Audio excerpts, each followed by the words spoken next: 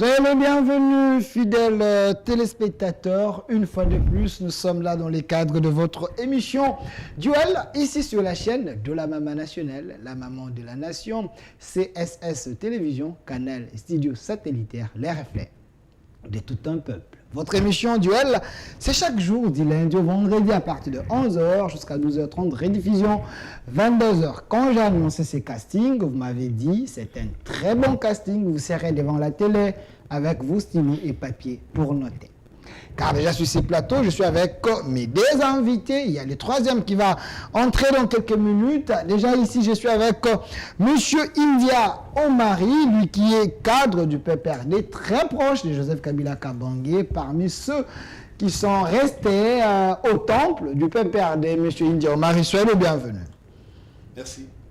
Voilà, de l'autre côté, je suis avec M. Phocas Koukelemena. Il est cadre du Nouvel Élan, parti cher à l'ancien Premier ministre Adolphe Mouzitou. On l'appelle plus par le téléspectateur, le politologue de la République. M. Phocas Koukelemena, soyez le bienvenu. Merci pour l'invitation. Je salue mon co-débatteur. Et aussi un coup de chapeau à l'équipe technique et ceux qui vont me suivre à la télé comme dans les réseaux sociaux. Voilà, et dans quelques minutes, il y aura la présence de monsieur Chris Mukendi qui est déjà dans le couloir. Il va entre lui de la laisser partie ou regroupement politique de monsieur Bahati Lukobo, lui qui est le président du Sénat, les sénateurs Bahati Lukobo. Il va entrer dans quelques minutes. Mes invités, on va parler d'un sujet important. Le sujet aura le sous-poids. Le régime Tshisekedi face au défi de la bonne gouvernance.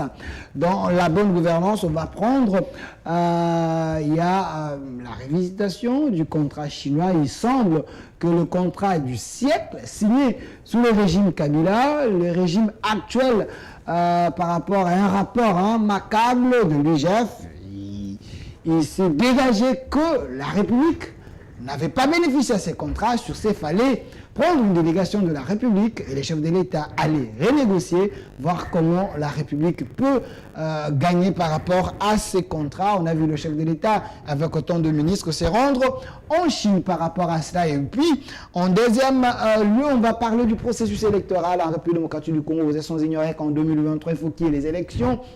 L'opposition se mobilise pour dire que l'actuelle équipe de la CENI, ce n'est pas une équipe neutre pour organiser les élections apaisées. On en parle. Qu'est-ce qu'il faut faire? Est-ce qu'il faut aller à un dialogue? Il faut refaire les choses. Il faut refaire l'équipe de la CENI. Est-ce qu'on a le temps? Tout cela, toutes ces questions seraient très questionnantes. C'est avec mes invités. En troisième lieu, on va parler de l'insécurité en République démocratique du Congo. Il semble qu'il y a les fils maison, les Congolais eux-mêmes qui sont en train d'alimenter cette crise à l'Est, donner M23 le moyen, négocier avec le Rwanda pour mettre en feu la République démocratique du Congo. On nous a cité autant des noms. Il y a aussi l'arrestation de l'un des conseillers de Moïse Katumbi, M. Salomon Kalonda Escadela. On va en parler. Il a des problèmes avec la justice. Il est victime parce qu'il est opposant ou parce que l'état de droit veut à ce que tout le monde soit au même pied d'égalité. On en parle, mais je préfère commencer par une question de curiosité. Et une question d'information. Donnez-nous un peu l'image de ce feu-là à Bukavu, on en parle. Et il y a autant de familles qui ont péri, ils ont perdu des leurs. Monsieur India Omari, je préfère commencer avec vous, Monsieur India Omari. Regardez ici derrière, ce qu'on est en... Je préfère commencer... Excusez, je suis en train de... Vous êtes en direct. Vous êtes en direct, Monsieur India Omari. Monsieur, je ne prends pas cette... Monsieur India Omari, on est en direct. C'est moi qui oriente les débats. Vous n'avez pas de leçons à me donner ici. Je prends la main, c'est pas un problème. Je préfère que Monsieur India commence l'émission. Et puis vous allez prendre la main après. Ok. Monsieur India Omari, derrière nous, nous avons une image un peu triste, une réaction par rapport à ce que vous êtes en train de voir.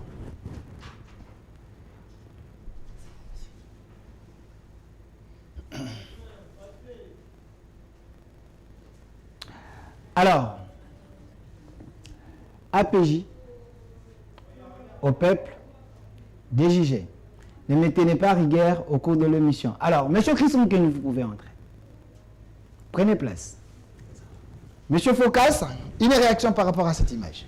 Moi, là, je suis en train de voir le feu qui a brûlé. C'est l'incendie qui ravage tout au passage. Certainement, il y a eu des morts. Certainement, il y a eu des pertes en biens et matériels. C'est déplorable. Au fait, le constat à l'Est, s'il y a un problème, c'est à l'Est que le feu tue, c'est à l'Est que le volcan tue, c'est à l'Est que l'inondation tue, c'est à l'Est que les rebelles tuent, et c'est à l'Est que les Rwandais tuent.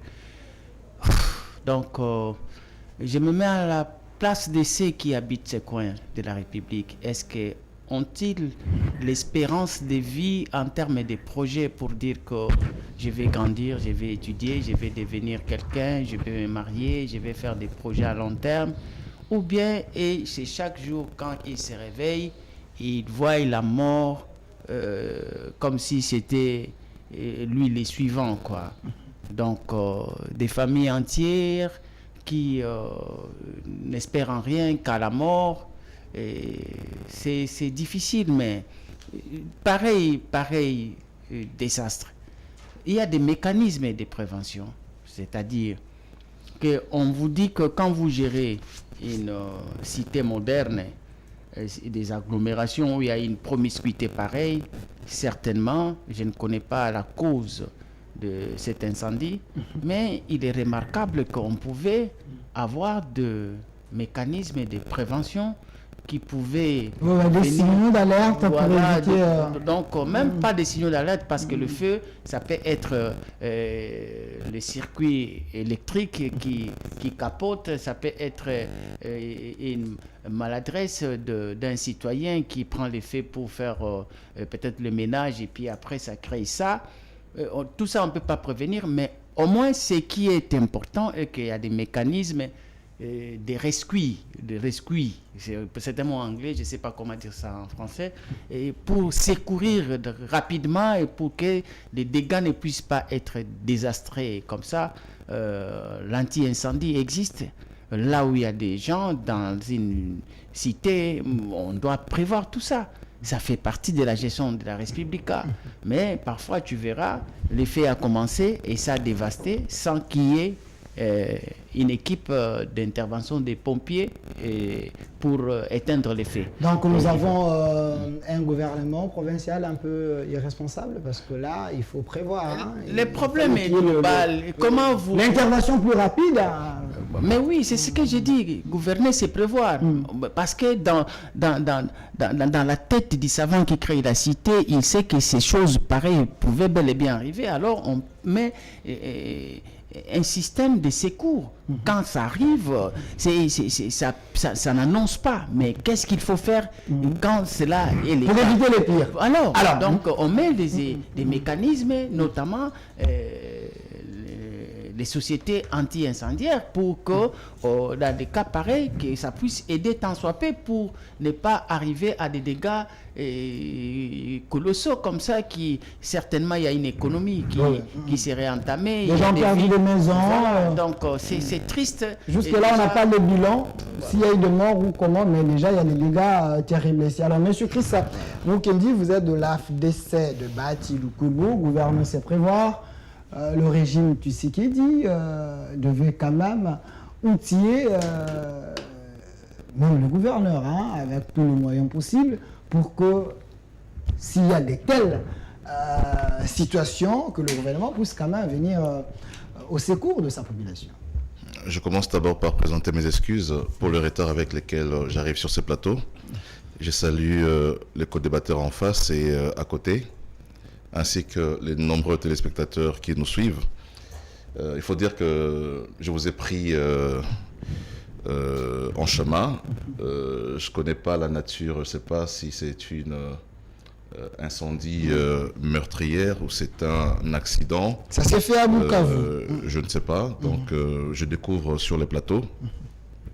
Mais ce qui est vrai, c'est que une enquête lorsque ce genre de drame s'est produit, il faut qu'il y ait une enquête qui détermine la nature d'abord de l'incendie, mais aussi établir les responsabilités. Moi, je considère que un incendie, c'est d'abord un accident, tout d'abord, comme le disait Phocas, mais il faudrait que lorsque pareil drame s'est produit, qu'il y ait de mécanismes de secours mis en place par l'autorité urbaine ou l'autorité provinciale pour permettre à ce qu'il n'y ait pas, qu'on arrive à minimiser les dégâts constatés à la suite de ces drames. Donc, on a toujours plaidé pour que, même ici à Kinshasa, nous puissions avoir dans nos communes des sapeurs-pompiers à chaque fois qu'il y a un incendie, à chaque fois qu'il y a un accident. Mais malheureusement, la politique, parfois, de nos leaders n'est pas toujours conforme à l'idéal que nous voudrions tous connaître pour notre pays. Apparemment, c'est un problème dans toutes les provinces, même ici à Kinshasa, s'il y a des situations comme ça. Si aujourd'hui un incendie s'est produit à Lupin, à Delvaux, à Lausanne, je ne vois pas dans les périmètres un véhicule anti-incendie qui peut venir rapidement pour éteindre le feu. Je ne vois pas. Donc, il faut non pas centraliser tout ici en ville, parce que je vois parfois des véhicules anti-incendie rouler à vive allure sur les boulevards pour aller, je ne sais où, lorsqu'il y a un incendie quelque part. Mais il faut que dans chacune de nos communes, nous puissions avoir des véhicules anti-incendie, mais aussi avoir des brigades de sapeurs-pompiers déployés à travers la ville, mais aussi à travers le pays. Donc, à cet effet, je souviens un député qui avait initié une proposition de loi dans le sens de créer une brigade anti-incendie dans le pays. Et ce sont des initiatives à encourager pour que nous puissions effectivement prévenir ces genres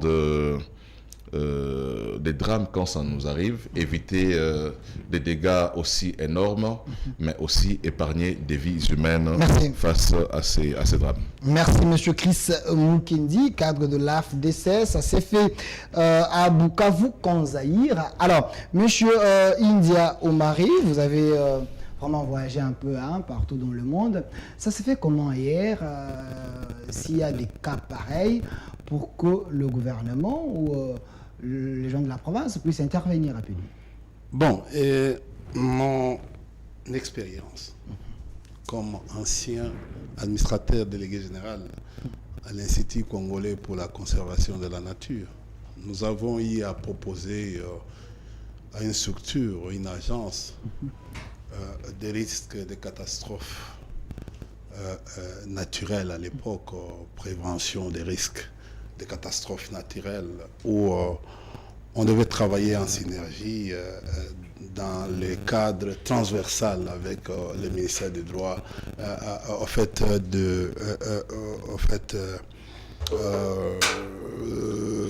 environnement, affaires intérieures, donc urbanisme, urbanisme et habitat, il y a affaires sociales, affaires humanitaires. Donc, vous savez, c'est un domaine de copénétration, un domaine que j'appelle un domaine transversal. Et j'ai été à l'époque, sur l'instruction du ministre, mon ministre José Ndundo, que je salue en passant, de faire un texte pour que ce texte soit validé par le gouvernement. C'est comme nous avons fait avec l'observatoire volcanologique de Goma. C'est une œuvre de l'Institut congolais pour la conservation de la nature avant que nous puissions, même les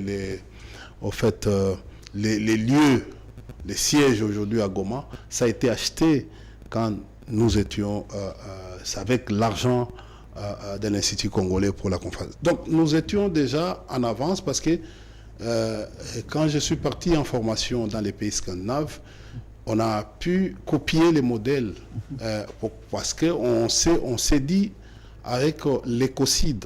Excusez-moi que j'ai employé ces mots un peu qui peuvent vous troubler. L'écocide, c'est-à-dire la destruction de l'écosystème.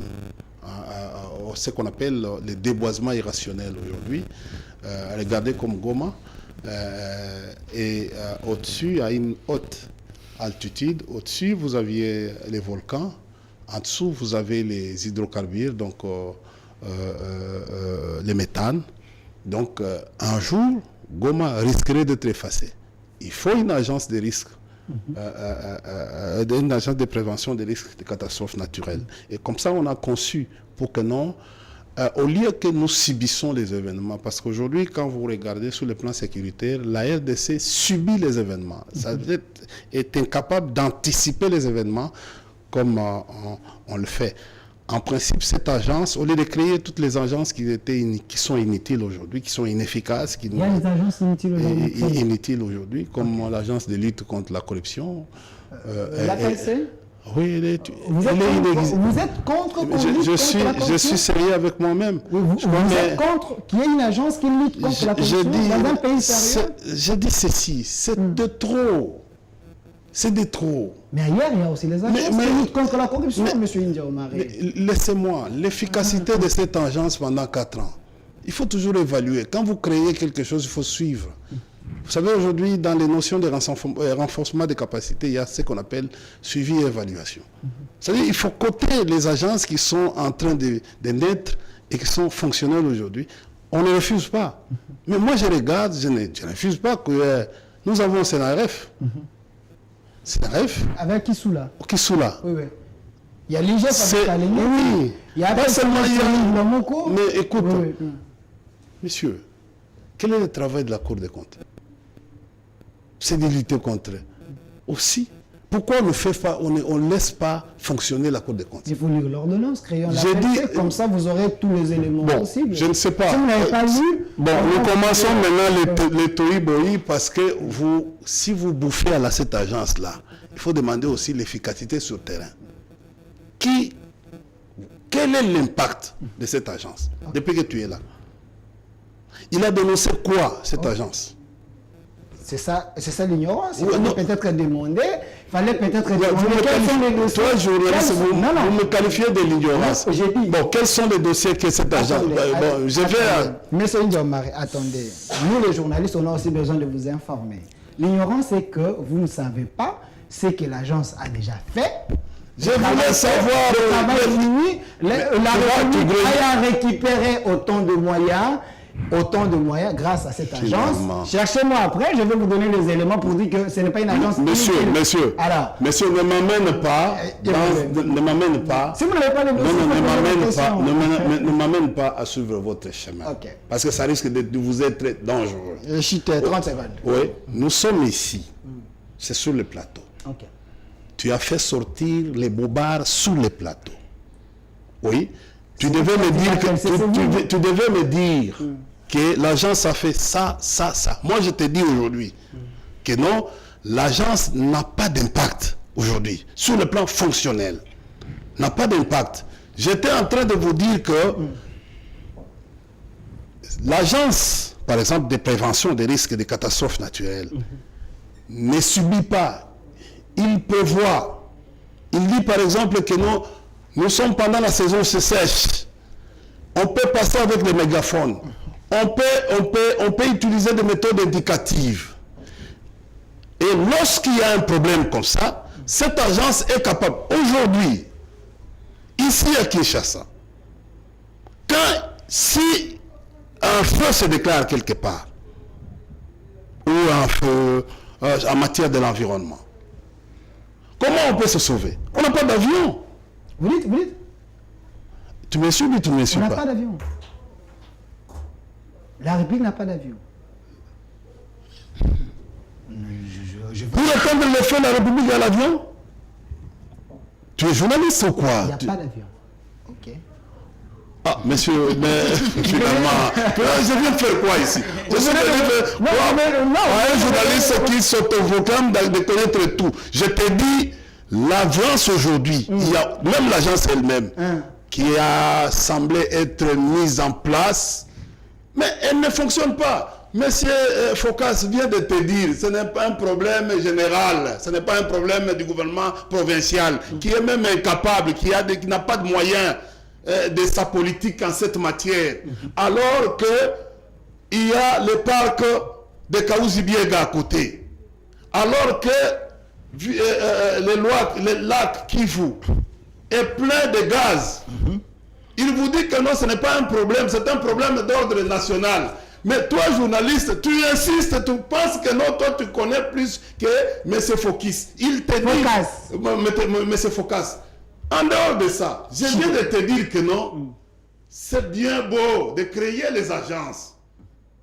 Il peut avoir la bonne volonté, parce que vous voulez à ce que j'applaudis M. Chilombo. Il peut avoir la bonne volonté de créer, parce que c'est sa chaîne. Mais, nonobstant, les personnes qui sont choisies, est-ce qu'ils ont des lettres de politique? Parce que là, tu ne sauras même pas. Lettres de politique, tu sais ce que ça veut dire? Est-ce que le Premier ministre est capable, aujourd'hui, de suivre tout ce qui se passe au niveau du fonctionnement des ministères pour les côtés? C'est encore un... Est-ce que les ministres sont capables de mettre des assignations à ces agences pour qu'ils les suivent périodiquement? C'est ça encore un problème. Merci. Nous parlons de l'impact de ces services. Chaque service pourrait être performant au vu de ces actes de gestion qu'il pose. Si ton service-là que tu connais a des bonnes actions qu'il a posées pour qu'aujourd'hui nous puissions avoir des moyens de notre politique, pourquoi encore recourir aux emprunts?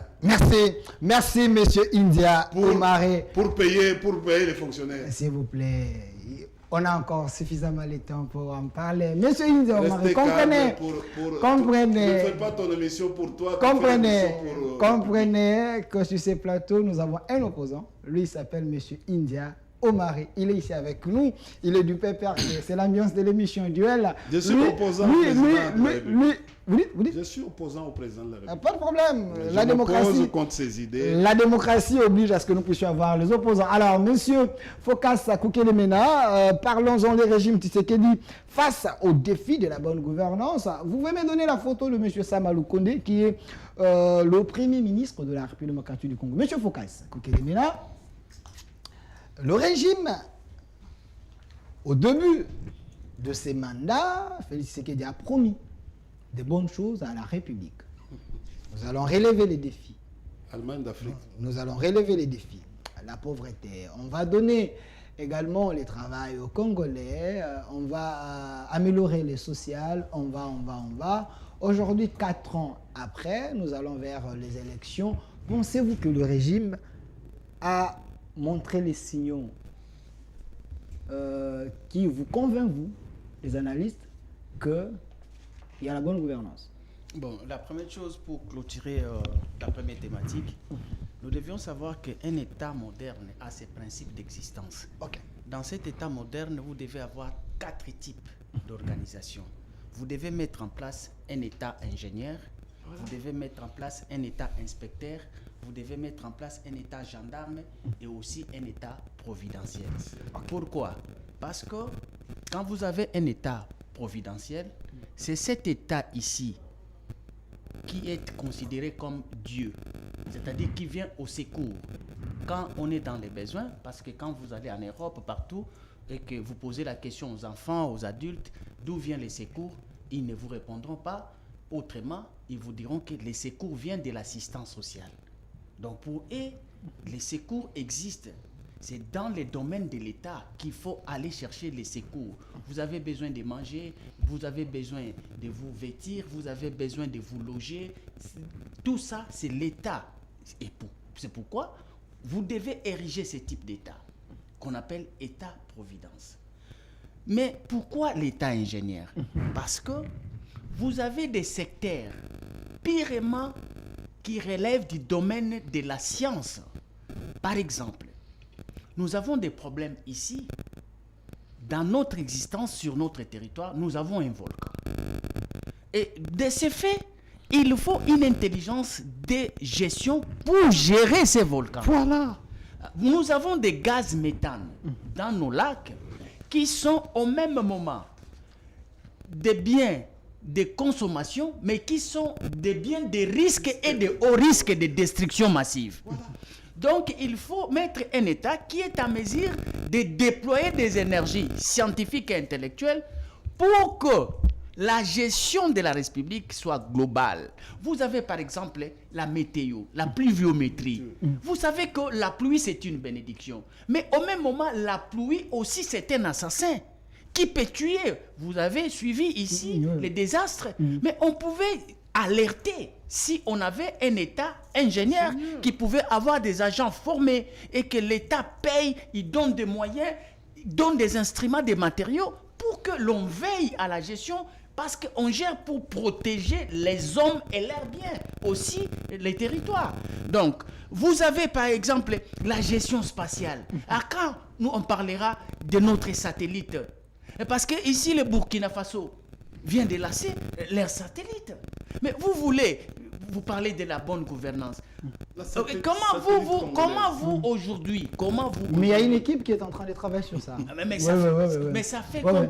Ça évolue.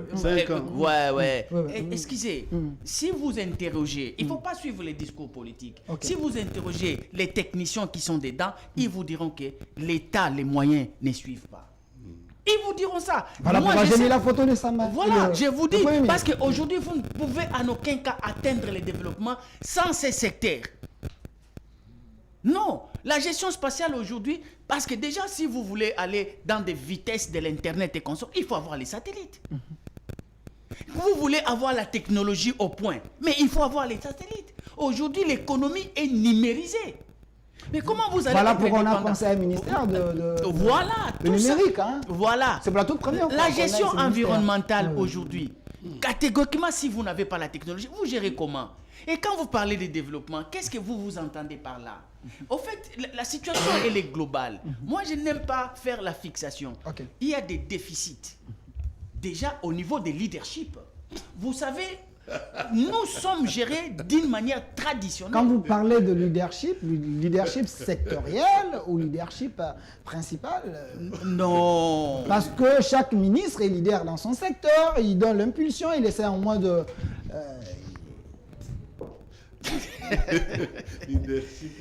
Franchement, les problèmes c'est que... ok, donc moi je veux que nous soyons sérieux pour que nous disions... Je sais pourquoi je vous ai posé cette question, parce qu'il faut... Non, je ne veux pas que... Il faut responsabiliser les gens. Ce n'est pas pour rien, j'ai mis ça dans le cône ici. Qui est le chef du gouvernement? Je ne veux pas... S'il vous plaît, messieurs, je ne veux pas la polémique, moi je veux l'analyse.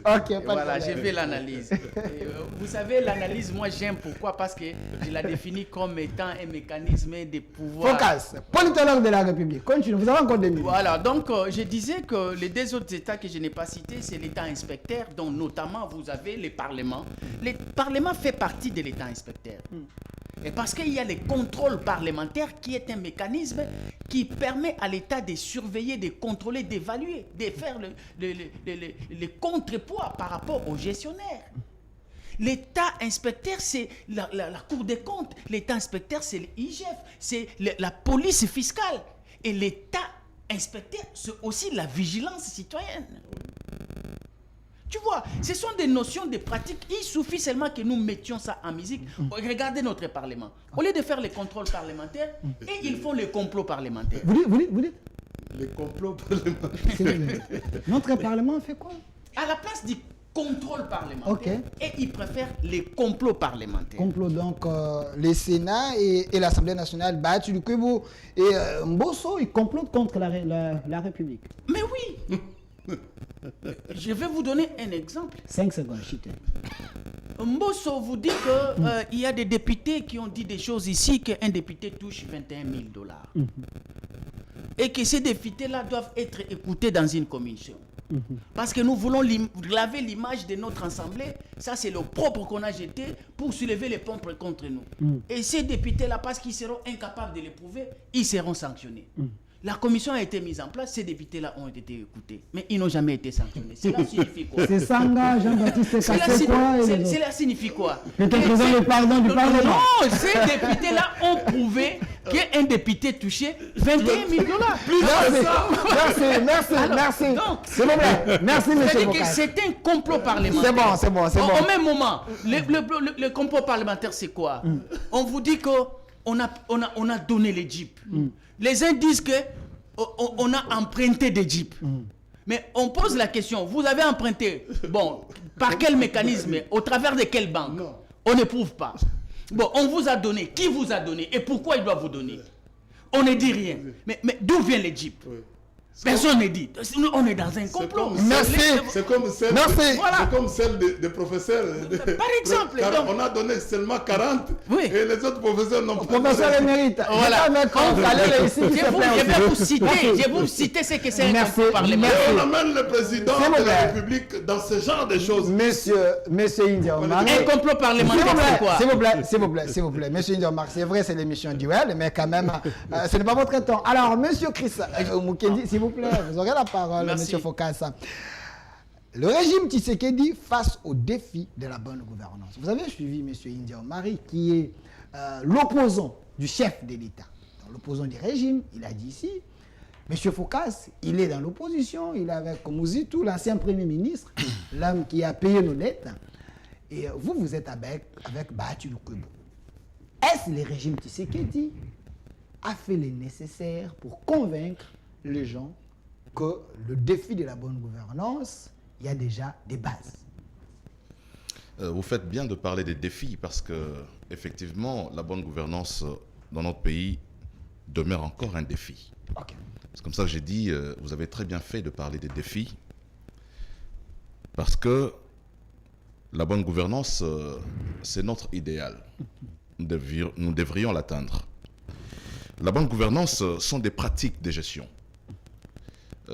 Non pas seulement des pratiques en termes de gestion des finances, hein, comme Focas évoquait la question de l'État inspecteur.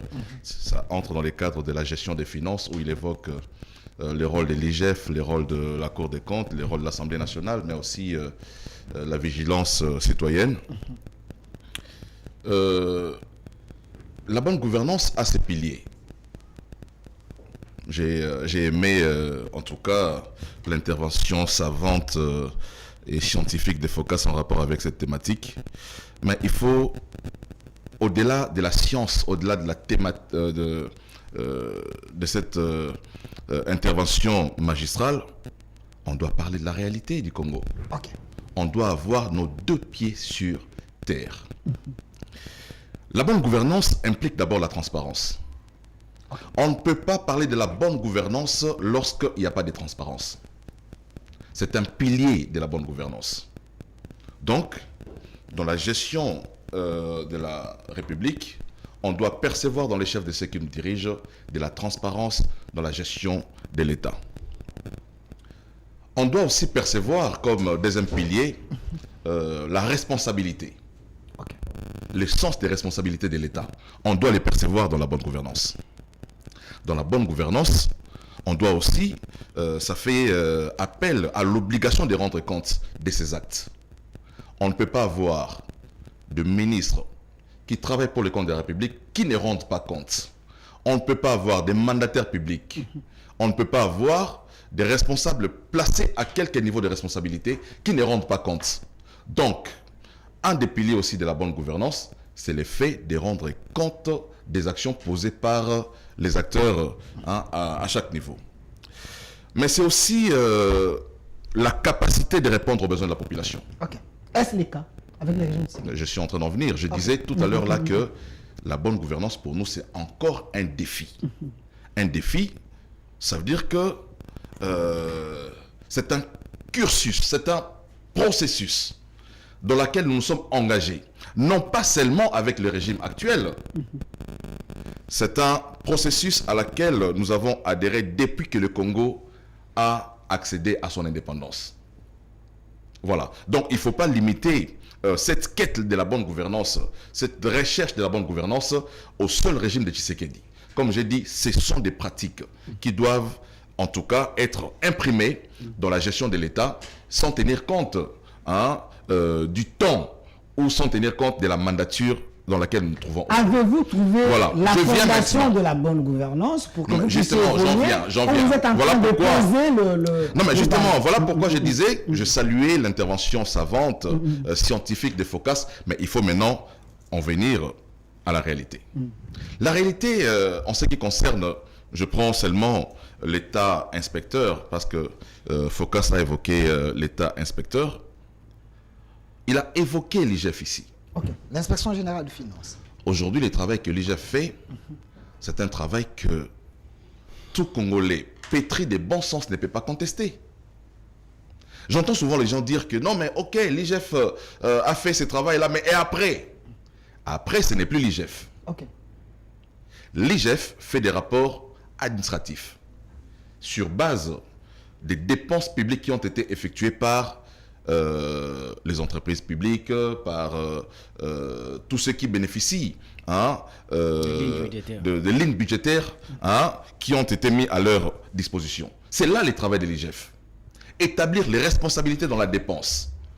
L'encadrement dans les dépenses. Aujourd'hui, il faut même saluer parce que dans les entreprises publiques, en réalité, l'IGF devait intervenir en aval, mais aujourd'hui, l'IGF intervient en amont pour prévenir, en fait, éviter les détournements, pour éviter les saignements des trésors publics. L'IGF intervient en amont, à côté des entreprises de l'État. Mais ça, il y a toujours les c'est détournements un malgré indicateur. cette stratégie. C'est un indicateur. Ce que vous dites, ça vous engage vous. Okay. Moi, je dis c'est un indicateur qui témoigne aujourd'hui que le défi de la bonne gouvernance est en train d'être remporté par les régimes. Mon frère a rappelé ici qu'il y avait un autre instrument qui est mis à la disposition de l'Assemblée nationale, qui est la Cour des comptes. Okay. La Cour des comptes qui dépend directement, parce qu'il faut le dire, la Cour des comptes dépend directement de l'Assemblée nationale, politiquement. Mais je pense que le chef de l'État venait, si je ne me trompe pas, de nommer le magistrat à la Cour des comptes. Pas administrativement. Pardon? C'est politiquement, pas administrativement. Non, j'ai dit que la Cour des comptes dépend de l'Assemblée nationale. La Constitution... Administrativement ou politiquement? Vous pouvez les prendre comme ça dépend de l'Assemblée nationale. Okay. Ça peut être politiquement, moi j'ai dit politiquement, administrativement je crois qu'elle est indépendante. Voilà, mais elle dépend de l'Assemblée nationale. Donc, ces magistrats qui ont été nommés montrent effectivement la volonté encore du chef de l'État d'aller vers la bonne gouvernance. Puisque je dis ici, je rappelle, il faut me suivre, que la bonne gouvernance reste pour nous un défi. On n'a pas encore atteint la bonne gouvernance.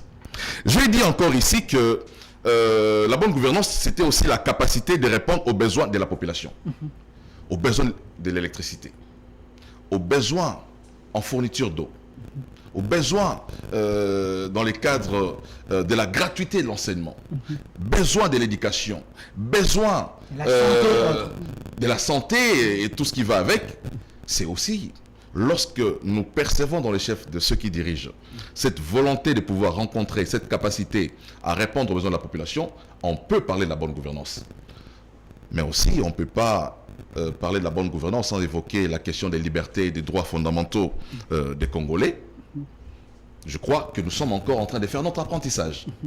Parce que c'est vrai que la liberté de manifester est garantie, mais il faut dire qu'aujourd'hui, on peut encore déceler dans les chefs de ceux qui devraient encadrer des manifestations publiques, je ne dirais pas de la légèreté, mais des efforts à aller effectivement vers un état de droit, vers une gouvernance qui rassure les uns et les autres, beaucoup plus ceux qui sont dans la vie active en politique. Oui. Monsieur Chris, avant que je donne la parole à Monsieur India Omari, il y a une réflexion qui est restée en l'air quand Phocas dit que notre Assemblée nationale complote contre la République. Il a donné les éléments. Vous êtes avec Bahati Lukwebo. Il est dans l'une des chambres. Ce n'est pas notre Assemblée nationale, notre Parlement. Notre Parlement. Voilà. Je crois que Phocas est un opposant. Il ne peut pas se départir de sa peau d'opposant sur un plateau de télévision. Et il faut comprendre son langage. Okay. Lorsqu'il dit complote, moi je sais que l'Assemblée nationale n'a pas prérogative de comploter contre la République. Okay. L'Assemblée nationale vote des lois. L'Assemblée nationale contrôle les gouvernements. Il a donné des faits. Par de mécanismes. Il a donné des faits ici. Mais on va pas entrer dans ces débats-là, parce que de tous les temps, même à l'époque où Adolphe Mouzier était Premier ministre, je pense, les députés nationaux étaient dotés en véhicules. En crédit. Il peut trouver le mécanisme pour dire crédit ou pas crédit, mais j'ai dit, de toutes les législatures qui se sont succédées à l'Assemblée nationale, il n'y a jamais eu de législature où les députés n'ont pas bénéficié des véhicules pour leur permettre de faciliter la mobilité pour leur travail. Donc, moi, mais là, il y avait la traçabilité. Il semble je, que sous le régime de Tshisekedi, il pourra nous le dire. Hein, il pourra nous le dire. C'est lui qui connaît ce qu'il dit. Moi, je constate simplement que de tous les temps, ça a toujours été ainsi. Mais là, je dis, moi, le rôle du Parlement, ce n'est pas pour comploter contre le peuple. En tout cas, je ne pense pas. Je vois les amis qui sont à l'Assemblée nationale faire leur travail conformément à la Constitution, conformément au règlement intérieur de chacune des chambres qui constituent les parlements. Merci. Merci. Monsieur India Omari, vous êtes du PPRD. Alors, on nous a parlé de l'IGF, l'État inspecteur. On nous a parlé de l'IGF. Aujourd'hui, le chef de l'État s'est rendu en Chine avec son équipe pour aller un peu révisiter le contrat chinois selon plusieurs sources révisitées. C'est un rapport pondu par l'IGF. Est-ce que l'IGF a bien fait son boulot pour que la République aujourd'hui puisse récupérer ce qu'il a perdu? Je commence par d'abord, je suis le dernier à prendre parole sur les sujets de la gouvernance. Il n'existe pas la gouvernance. Soyez devant le micro, il faut qu'on vous écoute, monsieur India. Il n'existe pas encore. C'est prématuré de parler de la gouvernance aujourd'hui. La gouvernance, elle est mauvaise. Mais Phocas vous a dit, ici, nous avons un problème de leadership, de qualité. Et il a évoqué un certain nombre de principes comme politologue. Je suis tout à fait d'accord avec. Il a même élucidé. Et quand notre frère est venu pour parler des piliers, on ne perçoit pas cette transparence. Parce que toi-même, tu ne connais même pas, on n'a pas imprimé ça, cette volonté-là. Tu ne connais même pas les salaires d'un député, d'un sénateur, comme tu travailles, comme tu au niveau du bureau. Tu ne connais pas les salaires. Tu n'as jamais été officialisé. Ça fait partie des indicateurs. Mais tu as parlé de l'obligation de rendre compte. Qui doit rendre compte? Tu es fonctionnaire. Tu es au Parlement. Pourquoi mon aîné, que je respecte beaucoup, Bahati, n'a jamais rendu compte pour faire un travail, pour se distinguer aux autres, pour dire, bon voilà, dans le cas de la transparence, moi je vais rendre compte par rapport à tous, aux allégations peut-être mensongères des uns et des autres. Je vais rendre public les salaires des députés. Personne. Il semble qu'il y a un document, il faut aller chercher. Dans ces documents-là, tout est là. Tu es journaliste. On t'a dit les faits sont sacrés et les commentaires sont libres. Tu es journaliste. Je ne peux pas t'apprendre. Les faits. Chez nous, nous disons les faits sont totaux et globaux. Nous, sociologues. On ne peut pas ici faire des supputations sur les dires. Tu es journaliste, allez à la recherche des faits. Pas la recherche des supputations, il me semble. Non, il ne faut pas être dans cette logique de supputation. Et les gens sont payés comment si ces documents n'existaient pas pour réparer leur salaire? L'obligation, la transparence, la maman de la cité, maman Igno Saleté, maman Marie, veut avoir réellement, comme il y a eu des discussions jusqu'à aujourd'hui, Phocas vous dit, on continue, on attendait. Député Sessanga vous a défié au Parlement qu'il ne sera jamais sanctionné et il va vous prouver. Il a prouvé noir sur blanc sur une des combien de l'autre député a prouvé noir sur blanc. Et aujourd'hui, nous sommes en train de vivre plus que les 21 000. Et personne n'a jamais aujourd'hui venir dire la vérité ou les contre-vérités par rapport aux vérités qui sont sorties. Et vous venez, vous pensez que moi je vais venir ici pour applaudir votre monsieur, qu'il est en train de faire du bien. C'est ça la transparence? Non. Non, cher ami. Non. Quand on vient au pouvoir, on doit avoir un projet de société. Pas de promesses. C'est pas le cas avec le régime actuel? Ben, écoutez, dis-moi.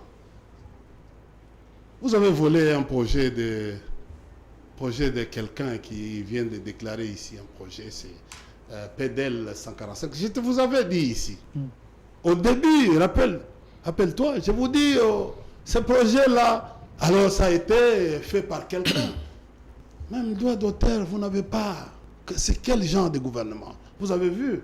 Il vient et se déclare même à la télévision pour dire que non, voilà, c'était un projet. Le projet du développement de 145 Oui. territoires, c'est un projet volé, selon vous? Oui, Ok. oui. Sans payer les droits d'auteur, c'est connu. Et vous voyez ce qui se passe aujourd'hui.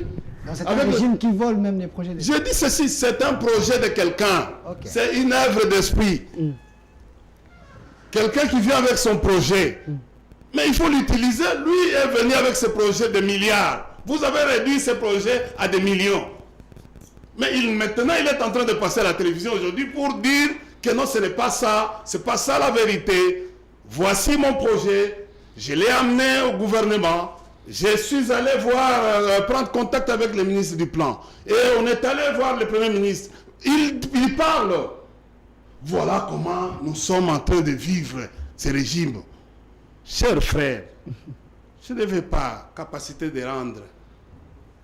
répondre aux besoins de la population. Quand la population va dans la rue pour dire la vie est chère, qui ne sait pas que la vie est chère? C'est mondial. La vie est chère. La population a fait son ras-le-bol. La vie est chère. La population a même marché les 20. La vie est chère. Oui. Au Maroc, en Tunisie, en Égypte, j'ai vu les gens aussi marcher. Moi, je vous parle par la des vie chère. En France aussi. Je ne vis pas en France. Ou en France, les gens... Je ne vis pas en France, un chômeur a un salaire. Ici, en RDC, un chômeur vivote. Il est même misérable. Tu ne peux pas comparer la France à la République démocratique du Congo. C'est les jours et Est-ce que ce n'est pas parce que... Permettez... non, parce que tu veux m'emmener. Un seul dans les passages. Est-ce que ce n'est pas parce que vous n'avez pas posé les bases et la suite... Attendez, je ne veux pas te dire, même les systèmes de santé en France, ce n'est pas comparable à ce que nous sommes en train de vivre.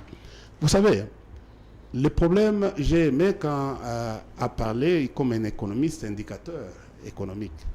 Chez nous, en Sciences Po, nous avons aussi les indicateurs politiques ou les indicateurs sociaux. Moi, je suis en train de prélever les indicateurs sociaux. Et je vous l'ai dit, l'agir, on voit un homme politique à partir de son agir. Vous préférez aller en Chine. D'après vous, journalistes, vous avez dit le trésor public a consommé au moins 5 millions. Vous n'avez que récolté 1 million d'aide humanitaire à l'Est. Et vous allez avec révisitation. Non. La révisitation signifie quoi? Signifie réexamination. Quand vous lisez ces contrats de collaboration entre la République démocratique du Congo et les firmes chinois... Donnez-moi les images du chef en Chine. Écoutez d'abord, Continuez. ces images-là ne servent à rien par rapport aux besoins de la... C'est ça les besoins de la population. Continuez. Il veut écouter l'essentiel, ce n'est pas les images. Les images de Mabanga, parce qu'après ici, tu vas aller recourir aux finances. Ça vous dérange ces Oui. images? Donc, vous parlez de la Chine, non? Continuez. Mais j'ai vu les visites d'État. Ok. J'ai vu. Les autres parlent de visites touristiques. Il faut une définition. Il faut donner une définition. Ils sont allés faire autre chose. Voilà ce qu'ils sont allés faire.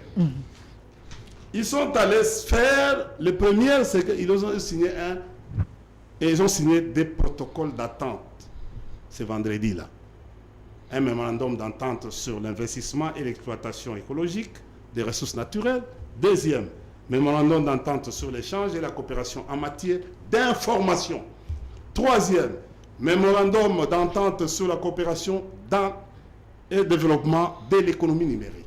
Troisième, mémorandum d'entente sur la promotion des développements de l'espace vert et accord de coopération entre les deux chaînes d'État.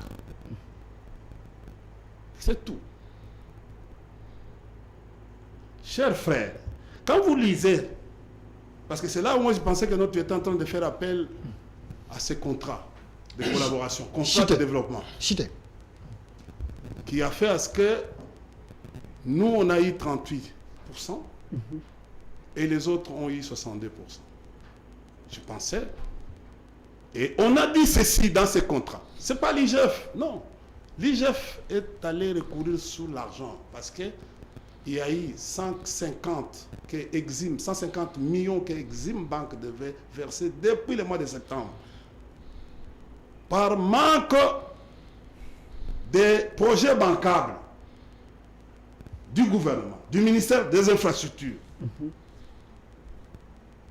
la SICOMINE et l'Exim Bank avaient gelé parce qu'ils cherchaient qu'il y ait des projets. Il y a même des courriers.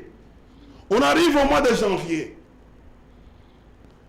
L'Exim Bank a libéré 350 millions. Il a attendu jusqu'au mois d'avril pour qu'il y ait des projets bancables venant du gouvernement. Il n'y en avait pas. Donc ça fait le montant. Pour les 350, c'est grec 7. Donc il a fallu 500 millions. Or, nos amis ici pensaient aller en Chine pour aller négocier l'octroi de ces 50 millions afin de le placer dans l'élection ici, qui est en préparatif. C'est ce que vous pensez ou c'est... J'ai dit ceci, mais ils sont allés, ils n'ont pas... J'ai dit ceci. Nous sommes en train d'écouter. Ce que vous êtes en train d'écouter, nous sommes en train d'écouter aussi. Si vous pensez, moi je vous viens de vous dire ce qui a été fait en Chine officiellement. C'est les 5 en fait, protocoles d'accord qui ont été signés, d'entente. Mais les autres, on a dit dans les protocoles. 5 secondes. Ça a été dit. On dit la partie lésée, à la demande de la partie lésée. Vous pouvez lire l'article 18. La partie qui est lésée peut poser la question à, soit si c'est la RDC pose la question à la Chine, ils cherchent les lieux, soit en Beijing ou en Kinshasa, ils vont venir réexaminer, c'est-à-dire réexaminer les protocoles qui ont été signés. C'est prévu. Merci. Aujourd'hui, vous parlez de IGF. IGF n'a fait que des bruits. Ces bruits-là... C'était pas un rapport sérieux. Ce n'est pas un rapport sérieux. L'ambassade a répondu à l'IGF techniquement que ce n'est pas à l'IGF de pouvoir demander aux firmes chinoises. Ce n'est pas l'IGF. L'IGF, c'est le gouvernement congolais. Dans Samal Kondo. Oui. Aujourd'hui, même si nous voulons aller extrapoler, maintenant nous voyons s'il faut aller dire pour que non, il s'agit de révisitation. Parce que vous ne voulez pas dire examination.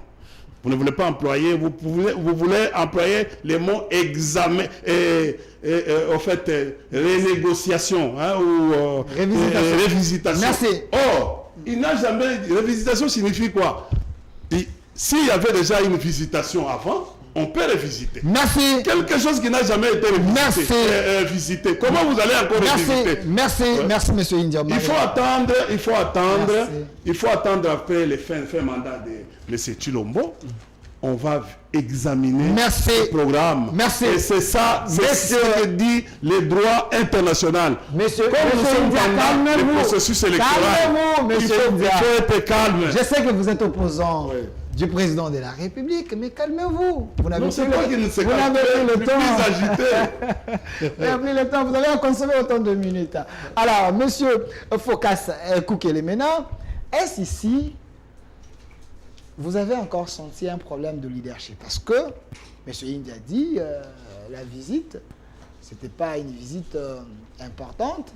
Il semble que c'est encore une visite touristique. Et l'État est allé chercher autant d'argent pour les élections. Quelle est votre analyse? Notre thème principal, je crois, c'est la bonne gouvernance. La bonne gouvernance. Et moi, je disais, j'étais déjà... Dans l'approche, dans tout. J'étais des jalons en termes de principes. Dans ces principes, je crois que c'est indiscutable. Que quand on parle de la bonne gouvernance, c'est-à-dire qu'à l'esprit, nous devons avoir une vision étatique de la République. La République, pourquoi on impose la bonne gouvernance? Parce qu'on suppose que la République, c'est un bien à tout le monde, sauf à personne. Ça, c'est le principe. Parce que quand vous êtes dans des monarchies, un État et ses biens appartiennent à la famille royale. Ouais. Donc, vous ne pouvez pas leur imposer la bonne gouvernance parce que c'est leur bien. Mais contrairement à la République, on impose la donne de la bonne gouvernance parce qu'en amont, on identifie les rois comme les souverains, le peuple. C'est lui, au fait, les souverains, les détenteurs du pouvoir, les propriétaires de biens et de l'argent de l'État. Mais comme lui, il agit au travers des représentants, c'est alors, lui, les souverains n'étant pas en exercice, il oblige la notion de la transparence de la gestion de la République pour que la bonne gouvernance soit la méthode la plus efficace. Et on remet en cause la bonne gouvernance si seulement si cette bonne gouvernance ne respecte pas les principes de transparence dont j'ai utilisé les exemples éloquents pour vous démontrer qu'une institution qui n'est pas transparente vis-à-vis du souverain qui est le roi, c'est déjà une institution qui n'est pas républicaine. Il est dans un complot contre les rois. Contre En les fait, souverains. ce sont des représentants. Imagine un seul instant, toi le roi, tu confies une mission, tu donnes un mandat à quelqu'un, tu lui donnes les moyens, mais d'abord, allons-y rapidement, par une démonstration simple. J'ai toujours entendu parler de députés, parce que même eux, les députés, il y en a dans la plupart des cas. Moi, je suis étonné, quoi, d'avoir une classe politique qui ne maîtrise pas les b.a.-ba de la gestion de la République. On vous dit qu'un député a des prérogatives. On vous dit que c'est des contrôles et puis c'est légiféré. Non, faux et archi faux. Je vais vous annoncer aujourd'hui les prérogatives officielles d'un député. Les députés ont 6 prérogatives. Pas 2. Comptez. Il faut compter sur les contrôles parlementaires. Il faut compter sur la capacité de légiférer et les plaidoyers. Voilà. Un député doit plaider pour la cause du roi. Ça, c'est au niveau de la période où on appelle session parlementaire. Et parce que je suis à côté de mon ami qui travaille dans ces domaines. Pendant la période de la session parlementaire, le député a 3 prérogatives. Contrôler, légiférer et plaider. Mais pendant la période du vacances, il en a encore 3 prérogatives. C'est quoi? Parce que les vacances parlementaires, ce n'est pas une période de repos d'un député. Méfiez-vous du concept vacances. Que quand nos enfants sont en vacances, donc ils sont à la maison en train de reposer. Donc les députés aussi en vacances, c'est une période pour eux de pouvoir se reposer. Donc comment vous pouvez leur donner 6 mois seulement de travail et 6 mois de repos? Mais ils prennent 21 000 $. Comment? Parce que au niveau du vacances parlementaires, le député a 3 prérogatives. C'est quoi? C'est la consultation populaire. Voilà. Il doit aller écouter les souverains. Une obligation doctrinale. Le député, c'est un représentant. Il doit prendre, il doit ramasser, il doit récolter les données. Les inputs, on appelle ça comme ça. Il doit enregistrer ce que dit les souverains, pour qu'une fois en session, qu'ils l'appliquent. Et c'est ce qu'on appelle la consultation. Écoutez ces éléments. Deuxième prérogative, la restitution. Il doit restituer pour dire au souverain ce qu'il a fait pendant la session. Ce qui a été décidé, ce qui n'a pas été fait, les contraintes rencontrées, les difficultés, les réalisations. Il doit donner les rapports aux chefs, les souverains. C'est vous appelez les peuples. Moi, politologue, je n'appelle pas les peuples parce que les peuples, c'est un concept sociologique. La population, c'est un concept géographique. Mais dans la politologie, ces gens-là que vous appelez les peuples, nous les appelons les souverains parce qu'ils sont détenteurs du pouvoir. Et le véritable pouvoir. D'où un député qui ne connaît même pas qu'il a 6 prérogatives, il n'en parle que de 2. Déjà, il est à côté de la bonne gouvernance parce qu'il lui est exigé. C'est ce que l'on appelle le 3e prérogative. La 3e plutôt, c'est la concertation. La contestation, c'est quoi? La concertation, c'est quand un député, après avoir fait la consultation consiste seulement à écouter les souverains, sans émettre son avis. Vous écoutez seulement. Ils disent, nous avons besoin d'électricité, nous avons besoin de l'eau, des routes, il y a de l'insécurité. Ça, c'est la consultation. Vous aviez posé la question au roi et le roi est en train de vous parler.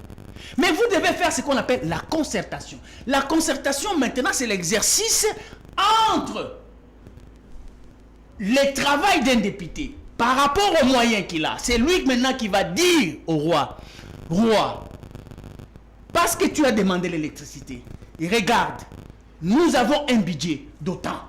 Ça ne nous permet pas à vous ramener à un seuil de desserte en électricité de autant. Parce que le mandat que tu nous as donné 5 ans avec un budget de 86 milliards, tout ce qu'il y a comme priorité, nous ne pouvons pas. Ça, c'est la concertation.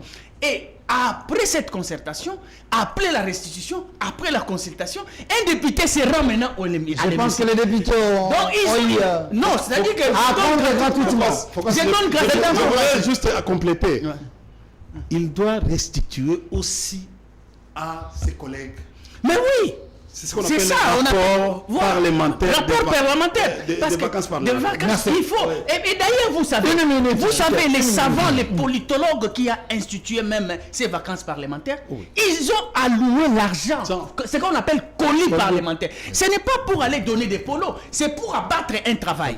Alors, parce qu'on suppose que sur terrain, dans la proximité, il y a des gens que les députés doivent utiliser pour qu'un travail soit abattu. Alors, par rapport à la bonne gouvernance, écoutez, il y a beaucoup de choses à dire, on n'a pas assez de temps. S'il vous plaît, 1 minute. Je vous ai dit ici, quand vous allez en France, écoutez la bonne gouvernance. Okay. Quand je vous ai dit que ici, un État-providence, c'est ce qui consiste à dire que quand on vous demande d'où viennent les secours, vous répondez, les secours viennent de l'assistance sociale qui est l'entité étatique qui agit. Mais ici au Congo, quand on pose la question à quelqu'un d'où viennent les secours, il vous répond catégoriquement, les secours viennent de l'Éternel. C'est pourquoi vous verrez les gens dans des montagnes, à Luzizi là, à Mangengengue, ils savent que les secours ne viennent pas de l'État, les secours viennent de l'Éternel. C'est comme si l'État au Congo... Les secours viennent du président de la République en donnant les jeeps. Non. Alors tout ça, ça n'a rien à voir avec la bonne gouvernance. Parce que les principes, les piliers de la bonne gouvernance, c'est quoi? C'est aussi la redistribution des revenus de l'État. Au travers quoi? Les salaires, les services et biens, la construction des routes, des hôpitaux. Mais Chris Mukendi l'a dit ici, il a dit quand même. Effectivement, moi je suis d'accord avec Chris Mukendi. On peut faire un bon débat. Quand il vous dit que, en réalité, c'est là où il est conséquent, il vous dit que la bonne gouvernance, c'est un défi. Okay. Mais il faudrait que nous puissions être dans le processus pour y arriver. Mais dès lors que dans le processus, on n'y met pas les mécanismes qu'il faut pour atteindre la bonne gouvernance, on ira dans les dérives. Actuel, on n'a pas mis Mais comment on peut mettre ça? Par exemple, quand on vous dit qu'il faut instaurer un État ingénieur. Un État ingénieur, c'est là où vous avez des experts. Par exemple, allez à la météo. Vous trouverez que les agents qui travaillent dans ces genres de services, parce qu'un ingénieur, c'est qui? Un ingénieur, c'est un technicien, c'est un expert dans un domaine de la République. Mais quand vous regardez, aujourd'hui, quelqu'un qui travaille, par exemple, à Nirangongo, Mais on vous dit qu'il n'a même pas de salaire, il connaît. Donc il n'y a même pas de clé de répartition. Il n'y a Même pas de frais de fonction, même pas de papier. Selon les informations que j'ai sous le régime, Les il n'y a pas les arriérés. papiers. Les ministres manquent de papiers. Non, N'a non, pas de les frais de gens- fonction. Selon les informations que j'ai, Ouais. que sous le régime Tshisekedi, il n'y a pas les arriérés. Non, mon problème, ce n'est pas la fixation par rapport au régime. Moi, je ne fais pas les débats par rapport au régime. Je suis dans les Il n'y a pas principes. d'arriéré. Oui, il n'y a pas Et la- nous Les voulons députés que- provinciaux sont impayés pendant 20 mois ici, chez Ngobila. Oui. Et vous êtes en train de voir la guéguerre entre Ngobila et...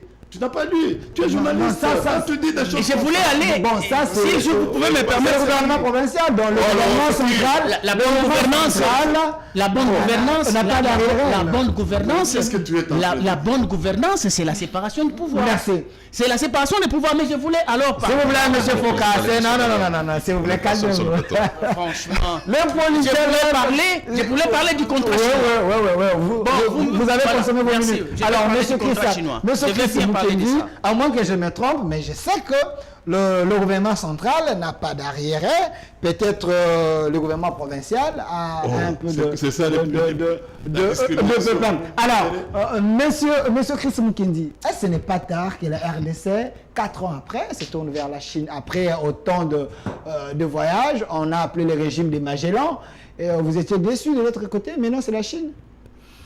Non, il ne s'agit pas ici d'être déçu. Hein. Je crois que la dernière fois que j'ai été sur votre plateau, j'ai dit que la visite du président de la République en Chine faisait suite au rapport que l'IGF a eu à publier sur le contrat chinois. Malheureusement, mes co-débatteurs de ces plateaux n'ont pas abordé la question. Mais M. India a essayé Tout de simplement, il a donné il 5 accords. n'a pas abordé. Il n'a pas abordé. Il a parlé des accords mémorandums d'entente qui ont été signés entre la RDC Des protocoles et d'entente. voilà. Moi, je parle en termes de mémorandums. Donc, vous voyez, il est en train de l'approche, c'est laquelle? C'est de déresponsabiliser les régimes. Ok.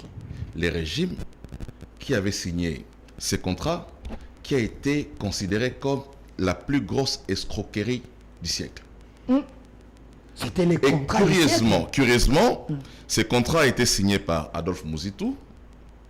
C'est vrai ça? Ça a commencé par Adolphe Mouzitou. Ok. Et Matata, qui est venu après, a continué dans le cadre de l'exécution. Voilà pourquoi mon frère de gauche ne veut Monsieur pas Foucault. aborder la question. Non, je sais. Il vous amène dans des contours qui ne lui permet pas d'aborder, parce qu'il dit que c'est un problème de temps, alors que la thématique a été bien fixée. Ok. Voilà, tout simplement parce que Mouzitou a une part de responsabilité. Je ne dis pas que Mouzitou est mêlé. Je n'ai pas dit, écoutez-moi s'il vous plaît, je n'ai pas dit que Mouzitou est mêlé dans les détournements ou dans la... Dans l'escroquerie initiale. Dans cette escroquerie, j'ai pas dit ça. J'ai dit que ça a commencé avec Mouzitou et ça a été... ça a continué avec Matata Pogno. Mais je voudrais quand même revenir sur ce qui a été dit, parce que c'est important. Parlant de la transparence, lorsque je parlais de la bonne gouvernance, je parlais de la transparence. Monsieur India a dit, au nom de la transparence, il devrait rendre compte. Oui. Ben oui, monsieur India, il rend compte. Mais vous savez, il y a des mécanismes constitutionnels et réglementaires qui permettent, non pas à Bati Lukwebo en tant qu'individu, mais au bureau du Sénat de rendre compte. Il y a des mécanismes Qui réglementaires. engage les Sénats? S'il vous plaît. C'est son temps de parole. Il y a des mécanismes. Moi, je parle des textes, je ne parle pas. Il ne faut pas individualiser les institutions. Donc, il y a des mécanismes qui permettent à ce que, au cours d'une commission qui est mise en place au Sénat, même à l'Assemblée nationale, qui permet à ce que on établisse les rapports de la gestion du bureau du Sénat, tout comme de l'Assemblée nationale. Donc, c'est dans les cadres de la transparence que le bureau rend compte auprès d'une commission qui est mise en place pour voir comment les finances du Sénat sont gérées, comment le patrimoine du Sénat est géré. C'est pas à mettre sur...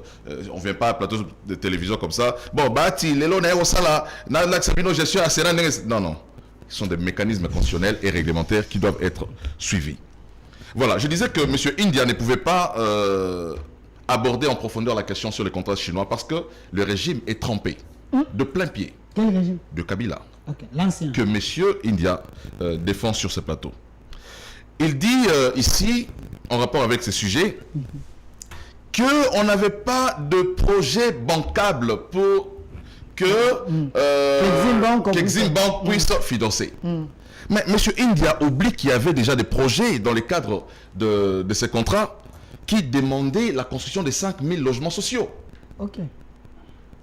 Dans ces projets, il était prévu la construction de 145 centres de santé. Vous voulez encore quel projet bancable? Parce que ces projets-là existent dans les contrats. C'est ce qui a été prévu. Okay. Mais ça n'a pas été exécuté. 5000 logements sociaux n'ont pas été construits. Okay. Les 31 hôpitaux de 150 lits n'ont pas été construits. Vous voulez que nous puissions amener encore d'autres projets bancables alors que les projets bancables existent dans ces projets. Okay. Voilà où M. India va se cacher. Parce qu'ils sont concernés dans cette affaire. Okay. Et vous comprenez pourquoi M. India ne peut pas aimer les chefs. Il ne peut pas aimer les chefs. Okay. J'en reviens à ce qui a été dit par mon frère ici en rapport avec les missions du Parlement qui, en réalité, dans la Constitution, parce qu'il faut rester au-delà de la science, je ne sais pas, les politologues, les sociologues, tout ça, mais au-delà de la sociologie, au-delà de cette approche qui l'amène à énumérer dans une approche beaucoup plus sociologique les missions du Parlement, ces missions sont à deux. Lorsque vous lisez l'article 100 de la Constitution, il est écrit « Le pouvoir législatif est exercé par un Parlement composé de deux chambres, l'Assemblée nationale et le Sénat. Sans préjudice des autres dispositions de la présente Constitution, le Parlement vote les lois, légifère. Il contrôle les gouvernements, les entreprises publiques, ainsi que les établissements et les services publics. Point barre. Ça veut dire qu'il y a deux missions constitutionnelles qui sont reconnues au Parlement. Sans réfuter son argumentaire, je comprends que lorsque M. Phocas parle du contrôle, les contrôles se trouvent dans cet article, il dit légiférer, ça se trouve dans cet article, mais lorsqu'il dit plaider, plaider, ça vient entrer dans le cadre de l'exercice du parlementaire. Ce n'est pas une mission... On ne peut pas isoler ça. Non, on ne peut pas isoler. Hein. Légiférer entre dans les cadres même du contrôle lorsque le parlementaire vient plaider. De mécanismes réglementaires ou constitutionnels font que lorsqu'un parlementaire vient plaider, il intervient soit sur base d'une motion d'information, il plaide. Il intervient sur base d'une motion incidentielle. Lorsqu'il intervient, il est en train de faire un plaidoyer qui entre dans les cadres de ses prérogatives des contrôles. Non. C'est ça les contrôles. Mais justement. S'il vous plaît. J'en reviens. Il a deux. Les politologues, nous refusons ça. S'il vous plaît. Moi, je ne suis pas politologue, je reste constitutionnaliste. Voilà. Au-delà de vos approches politologiques, moi, je reste dans la Constitution. Okay. Donc, il faut trouver. Parce que lui, l'énumère, il dit, il y en a 6. Il faut maintenant trouver comment classer les 6 missions pour lui dans le cadre des 2 missions de l'Assemblée nationale. Okay. Parce qu'il n'y en a que 2. Lorsqu'il parle de la consultation populaire, oui, la consultation populaire entre dans le cadre des vacances parlementaires aussi. Mais lorsque le parlementaire... C'est une mission, non? Non, mais... Mais la Constitution ce n'est pas... Non, s'il vous plaît. Ça entre dans le cadre du travail. Parce que la Constitution... S'il vous plaît, soyons sérieux. Nous parlons des choses sérieuses ici. La Constitution a résumé les missions du député à 2. Quand on dit légiférer, mais on légifère sur base de quoi? Sur base de la réalité sociologique aussi. Lorsque les députés est en contact avec sa base, il trouve qu'il y a de failles dans la société. Il trouve qu'au cours de la consultation, il y a une faiblesse ou une absence en termes des textes qui légifèrent un secteur, mais c'est au cours de cette consultation qu'il peut avoir l'idée de légiférer. Voilà. Lorsqu'il dit ici restitution, c'est très bien, mais la restitution, ça entre aussi dans les cadres, M. India l'a dit, des vacances, des rapports des vacances parlementaires. Parce qu'il ne s'agit pas seulement de partir en vacances parlementaires. Lorsque les députés vont en vacances parlementaires, ils consultent, ils procèdent à la consultation, mais lorsqu'ils reviennent, ils font un rapport, ils présentent au bureau, et ces rapports, à l'Assemblée nationale, on fait une synthèse des rapports d'émission de tous les parlementaires. Et on dépose ça sur la table des membres du gouvernement. Bon, ce qu'il a fait, ça s'est fait déjà, mais lui veut que... Justement, il veut disséquer. Voilà. En fait, j'ai dit, Ce qu'il a dit, c'est vrai, mais ça entre, c'est absorbé dans les deux missions. Merci. De contrôler et de légiférer. Il ne faut pas les dissocier pour dire concertation, c'est autre chose, restitution, c'est autre chose, plaidoyer, c'est autre chose, légiférer et contrôler. Non, Merci. il faut prendre les tout. Ça entre dans le cadre des missions Merci. qui sont synthétisées Merci. en deux. Contrôler les gouvernements et légiférer. Merci, monsieur Christ Mukendi. Ça tombe bien, vous êtes dans le rouage. Alors, je termine avec vous, mais je demande à monsieur Philemon de me donner l'élément de... Est-ce que je peux... de Salomon installé là. Je veux tout simplement prendre cette image-là. Comme je suis Ensemble, le soit dernier ici à derrière. prendre la parole, Donnez-moi... Je je vous donne la peux- parole. Attendez, je vous donne la parole. Vous allez payer les arriérés, mais je vous pose directement la question. En attendant, on cherche... Attendez, non, l'image est déjà là. Monsieur India Omar, vous allez prendre les tous également votre mot de la fin. Oh là. L'arrestation, il nous reste 7 minutes. Non, mais L'arrestation je de dois- monsieur je suis le Salomon dernier à Estadela. prendre la parole. Aujourd'hui, il y a également les griefs relevés contre l'âme. Monsieur India, vous avez suivi. Pensez-vous qu'il y a la démocratie ou la dictature ou tout simplement le régime va affaiblir les opposants? Vous avez... D'abord, je commence par parler, parce que je suis le dernier, sur l'affaire contrat chinois. Ok. Et je renvoie à monsieur, parce que les jeux de ping-pong, Mouzito, il n'y a pas un problème. Tu as dit tout à l'heure ici, il ne faut pas individualiser. Mouzito a représenté le gouvernement à 7 ans de la signature du contrat. C'est le gouvernement congolais qui a signé le contrat.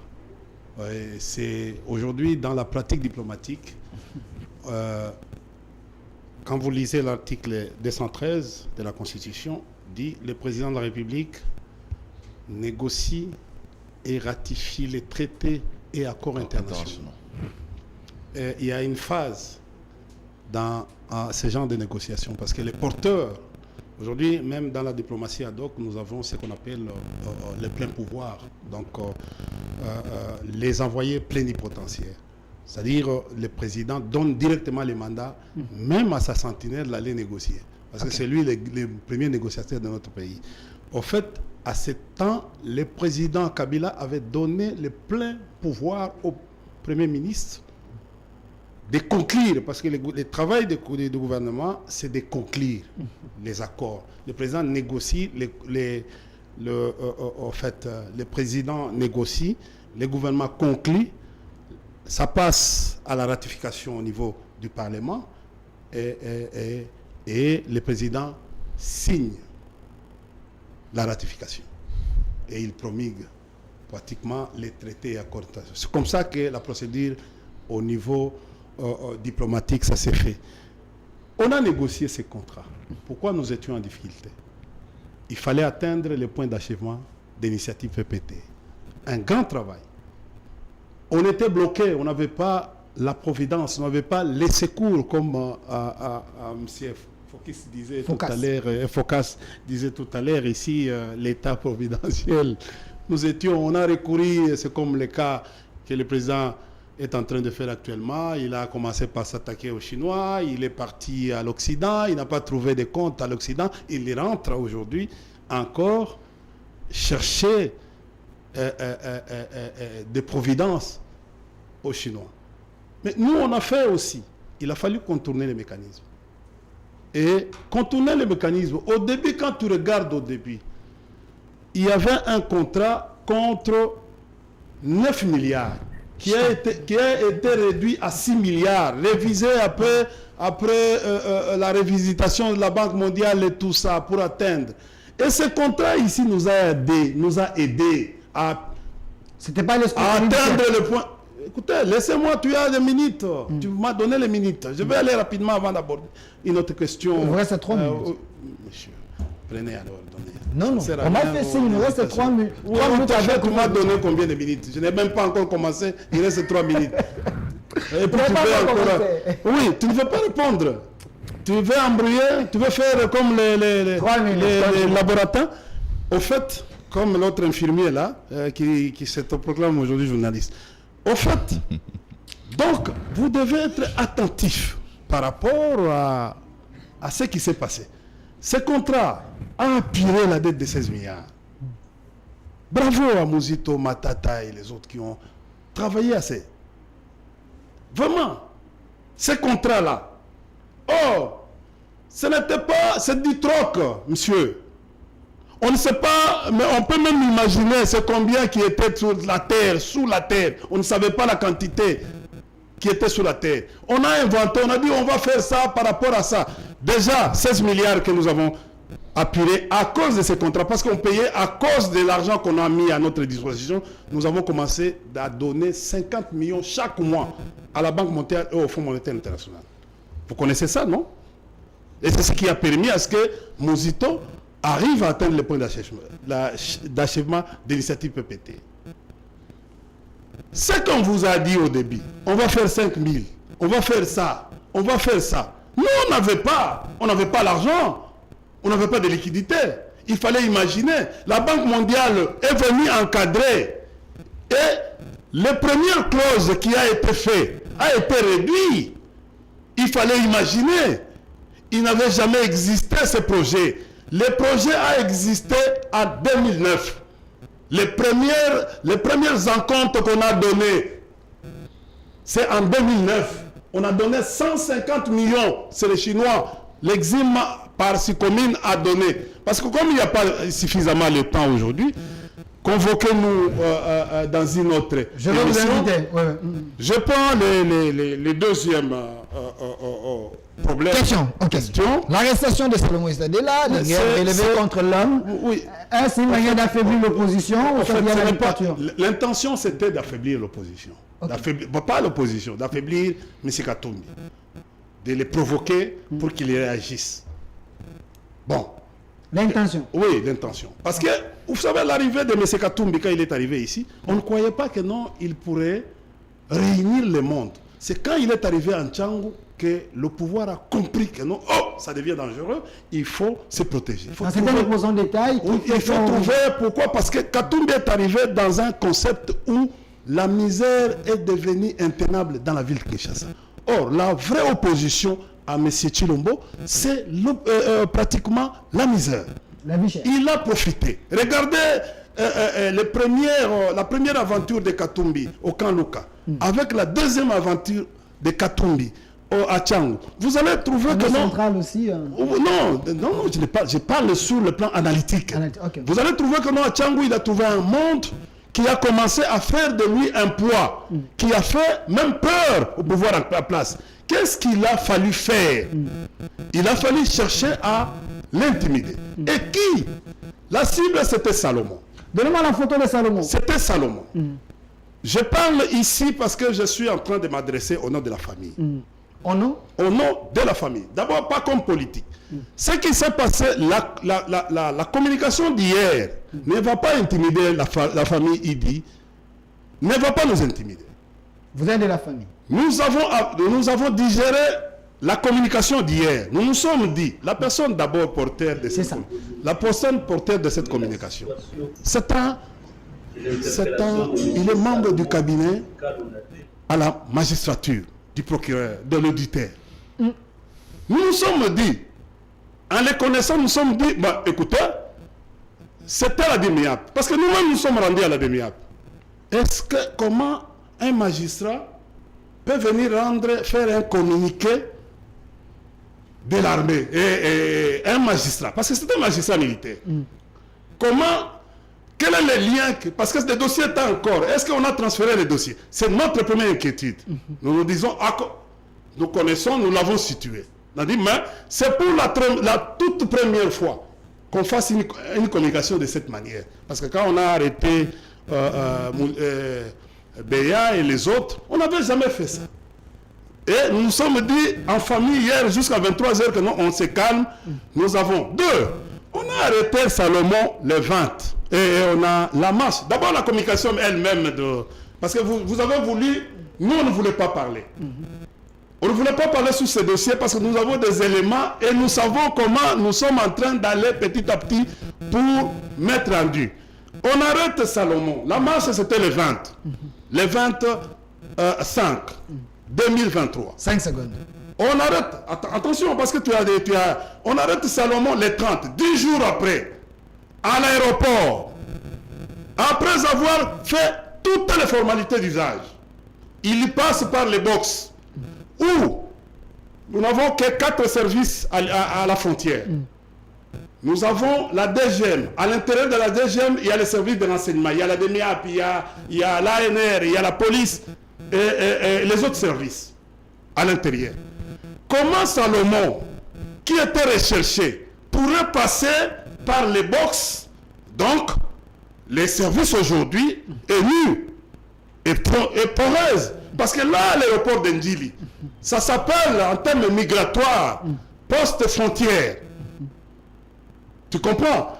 Quelqu'un pour arriver au tarmac et être arrêté avec brutalité. Donc, il se passe un problème. Et puis, quand ils sont arrivés, quelqu'un qui est recherché, on devait lui présenter un mandat, une réquisition du procureur pour dire au d'un auditeur que non, messieurs, nous sommes en train de vous rechercher. Donc, ce n'était pas le cas. Ce n'était pas le cas. Alors, vous la Nous-mêmes, membres de la famille. 5 secondes. Attends, oui. En fait, parce que nous-mêmes, membres de la famille, nous sommes passés pendant plusieurs jours. On a même fait des pressions. On est allé à la DIMIA. On a commencé même à nous supplier que non, écoutez, tout ça, vous rentrez, vous êtes des personnalités politiques, vous ne devez pas rentrer ici, tout ça. On a fait appel. Mon frère, Monidela, a appelé les avocats de Salomon qui sont arrivés. Vous savez ce qui s'est passé après. Tu comprends? Après, on leur a dit, quel est le dossier? Dites-nous. Quel est le dossier? On a fini par faire pression. Et aujourd'hui, on apprend ce qu'on a appris hier. Nous disons, écoutez, un certain Jean-Pierre Bemba était prisonnier à la CPI. Et aujourd'hui, il est vice-premier ministre en charge. Monsieur Tchibala, de la prison comme premier ministre. Monsieur Kamere Vital, de la prison vice-premier ministre. Bafouni Salomon. Ok. Bafouni Salomon. Merci. Salomon était encore connu, maintenant il est connu mondialement. Merci. Si nous n'avons pas encore abordé d'autres questions, nous attendons aux avocats. Comme on a aujourd'hui, nous savons que c'est un magistrat qui vient de faire un communiqué. Nous allons aller à mon départ ici, c'est d'aller voir si notre frère a déjà quitté vers son juge naturel. Et c'est ce que nous... Mais chercher à faire ce qu'on a fait hier, c'est vraiment jeter l'opprobre sur notre frère. Et là, en tant que frère, en tant que Idi, ici je parle en tant que Idi, et je me porte en faux contre cette manière, parce que nous avons déjà assisté avec ces régimes. On peut être ici, on vient, on jette les choses. Les types d'armes, est-ce qu'on peut faire un coup d'État en possession d'un pistolet de 9 mm, numéro 7 et puis de 2. Comment arriver à l'effet de cause à effet, cette causalité 10 jours après? On pourrait appeler... C'est quoi? C'est la fragrance. C'est quoi cette arme? Qui était et cette arme vient d'où? De quelle unité? Et cette arme vient de quel armement? Il a été fabriqué dans quel pays? Merci, et qui était le premier détenteur de cette arme? C'est tout. Calmez-vous. On commence par d'abord dire, regarde comment on a commencé les communiquer. Quand tu regardes la manière dont on a commencé les communiqués... Calmez-vous. On est déjà à la fin. On comprend que là, vous parlez avec l'âme de la famille parce que vous êtes de la famille, mais vous êtes aussi un politique. Alors, monsieur oui, je suis politique. Monsieur Focas Kokelimena, on est vraiment à la fin. Très bien. Vous avez 2 minutes et monsieur Chris également 2 minutes. On termine l'émission par rapport à cette arrestation. C'est également les arriérés, vous en parlez. Non, je n'ai pas à commenter sur ces dossiers, épargnez-moi de ça. Mais j'aimerais bien aborder la question qu'on a commencé avec et puis atterrir par rapport au contrat chinois. Okay. Vous savez, M. Chris, moi je suis un chercheur. Moi je n'ai pas peur de la Constitution dans le sens de ne pas l'examiner. Je cherche des faiblesses de la Constitution et j'en trouve. C'est seulement que je n'ai pas la capacité ni la légitimité de pouvoir légiférer. J'attends les moments venus. Okay. Ne craignez pas des dispositions qui sont là. Ce sont les hommes qui ont mis.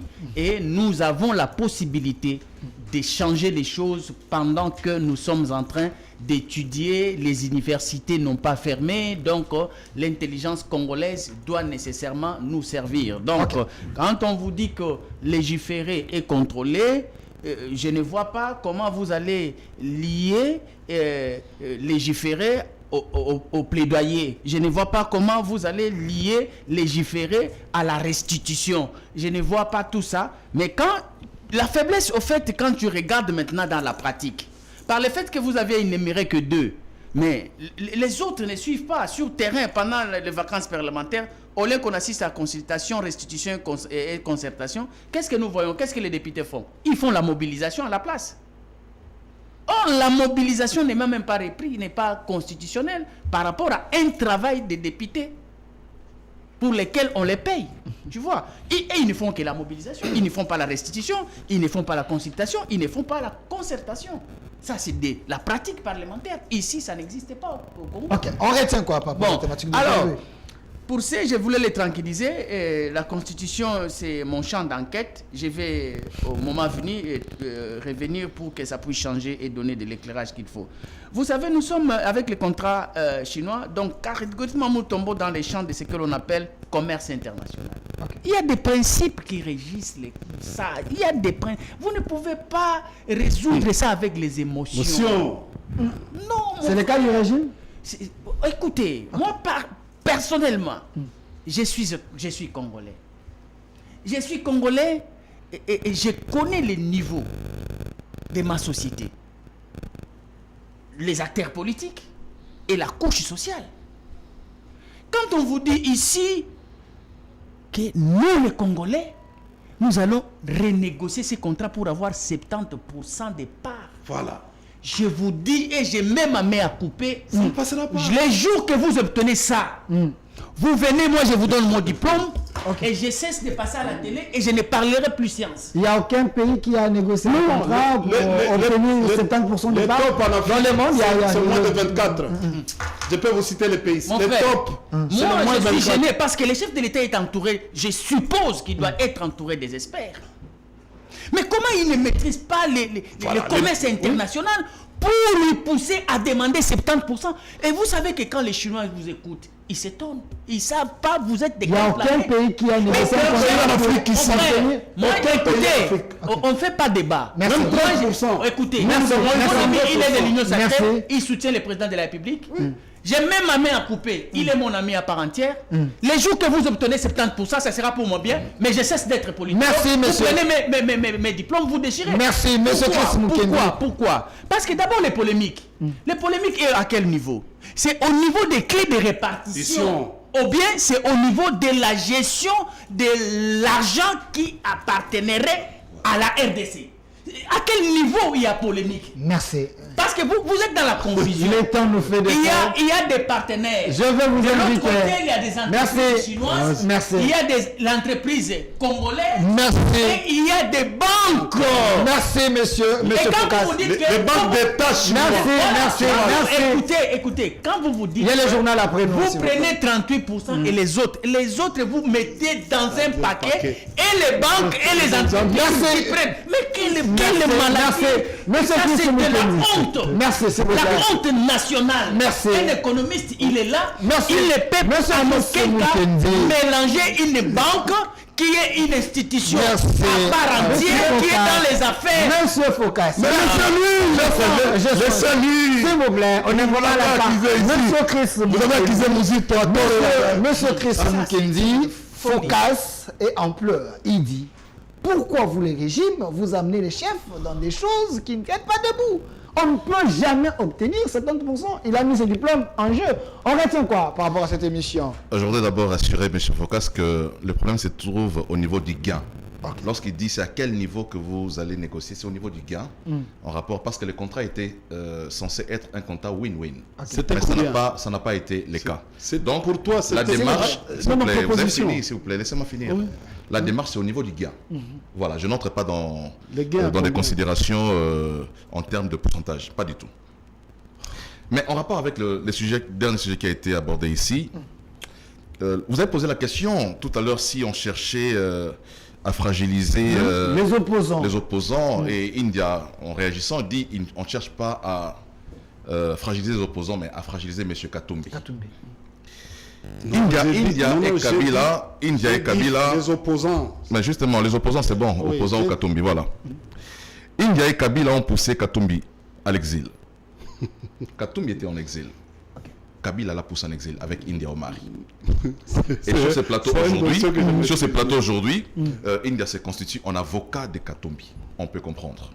Hein? La politique, elle est dynamique. Mais l'erreur en politique, c'est de croire que l'homme politique ne peut pas être justiciable. On pense que la politique nous confie des immunités, même pour des violations des droits humains. Hein, on peut le violer, puisqu'on est politique, on ne peut pas être poursuivi en justice. C'est ça l'erreur des hommes politiques. Mais invitez quelqu'un à justice. S'il vous plaît, monsieur India, je vous ai laissé parler, laissez-moi parler. Oui.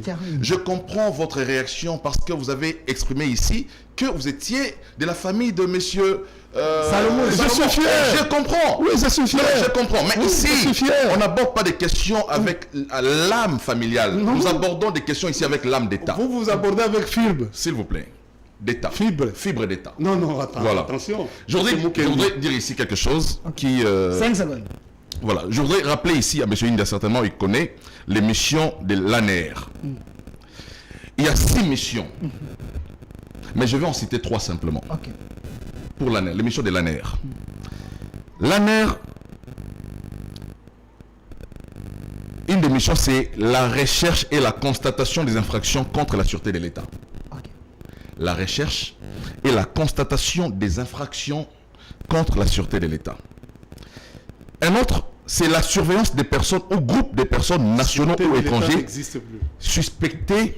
Hein? La sécurité nationale. S'il vous plaît, messieurs, vous avez parlé, laissez-moi finir. Et la culture du débat, monsieur India.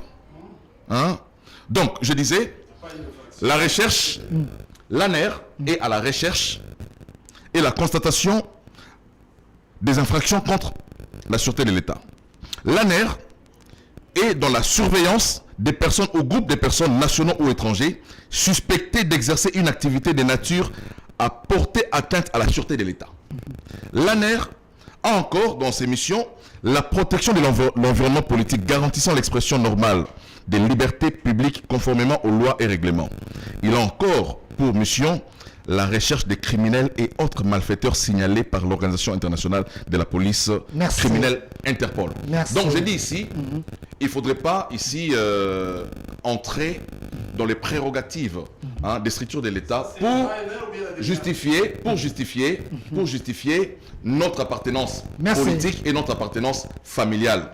L'État doit être au-dessus de nos sentiments tribaux, de nos sentiments familiaux et au-delà de nos sentiments d'attachement politique. Merci. Ça n'est fini pour aujourd'hui. Vous avez compris ensemble avec moi sur ces plateaux. J'étais avec India Omari, cadre du PPRD, proche de Joseph Kabila Kabange. Merci d'avoir répondu à notre invitation. Monsieur Fokassa, Koukelemena, l'homme qui a dégagé une intelligence sur ces plateaux. Monsieur Fokassa, le politologue de la République, nouvel élan, parti cher à l'ancien Premier ministre, Mouzitou, et M. Chris Mukendi, cadre de la FDC, dirigé comme ça par le sénateur Bahatulou Kebou, le président du Sénat. Merci d'avoir répondu à notre invitation à la thématique d'aujourd'hui. Le régime Tshisekedi face au défi de la bonne gouvernance. Vous avez compris les analyses des têtes bien faites de mon pays, mais je vais encore organiser ces plateaux avec ce même personne pour décrypter les grandes lignes d'actualité. Merci. Au revoir.